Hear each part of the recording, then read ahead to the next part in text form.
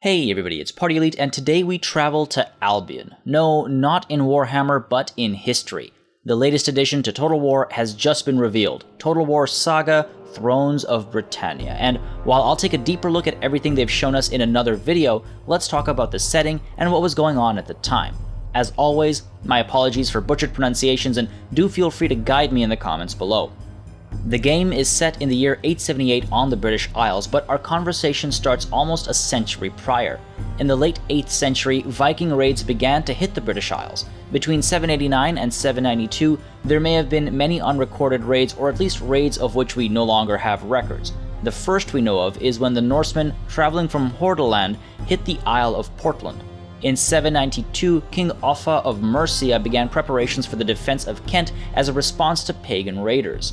The Monastery of Lindisfarne was first to be struck in 793 and was followed by a multitude of raids on monasteries and minster churches, places that were very wealthy and typically isolated, making them worthwhile and easy for a good old-fashioned raid. Chances are the Norsemen were very surprised to find such wealth completely unguarded at multiple locations, and this would be their first interaction with Christianity. But these early raids were not followed by a full-scale invasion. Instead, the Norsemen traveled north, hitting Iona Abbey not once, not twice, but 3 times in 795, 802, and 806. There were also strikes on the coast of Ireland, Lambay in 795, Brega in 798, and Connacht in 807. I definitely butchered those pronunciations, but they stopped briefly before resuming in 821. Now, Irish history with the Norsemen ultimately resulted in the settlements of Dublin, Wexford, Waterford, Cork, and Limerick, but that's moving pretty far forward. Let's pull back to 835, when southern England was struck at the Isle of Sheppey, and then 30 years later. In 865, it occurred to the Norsemen that these islands might be used for more than just raiding. They would make for an excellent colony. According to Norse sagas, this was the year that the Viking chief Ragnar Lodbrok was captured by King Ella of Northumbria and thrown into a snake pit. This enraged Ragnar's sons, and so the great heathen army was mustered to war. This, of course, is just a legend with little proof to support it. What we do know, however, is that several leaders banded their forces together to strike East Anglia, led by Halfdan Ragnarsson and Ivar the Boneless. And so, in 866, a full-scale invasion began with the hopes of conquering the lands. In 867, the army marched north and took York, but Ella, leading the effort against these foreign invaders, tried to retake it with the assistance of other English kings. They were unsuccessful, and in 871, Ella was either killed in battle or captured and executed as punishment for the murder of Ragnar. Alfred the Great took his place, but as he did so, various kings began to give in to the demands of the invaders. In the midst of all this, Guthrum became the king of Danelaw, that is, Danish England, and was in charge of all the other invading chiefs. It was Guthrum that managed to push into Mercia and Northumbria, and in 876, Halfdan, king of Northumbria, surrendered his lands. At this point, it was easier for Guthrum to push into the kingdoms of Mercia and East Anglia over the next 4 years. King Alfred, meanwhile, continued his war against the invaders, but found himself pushed back to Somerset by 878, forced on the back foot, seeking safety in the marshes of Athelney.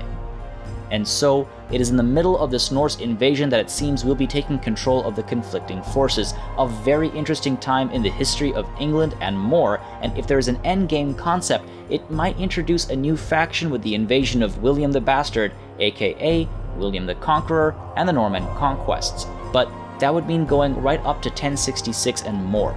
That might be too wide a scope for what's supposed to be a pretty focused time frame, so instead we might go up to 954 when Eric Bloodaxe was expelled from York as the last Norse king.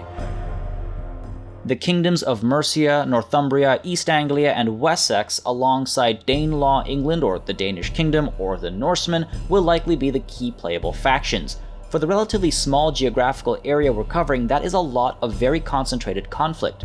The Picts and the Welsh may also be part of the game, though it's likely that they won't be playable, and I imagine the Kingdom of Strathclyde will get similar treatment.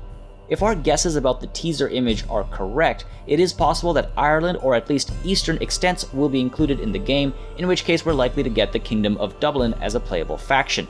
Again, without having a chance to look at the reveal video from earlier today in depth at the time of this recording, my guess is that this might be how the map looks at the start of things.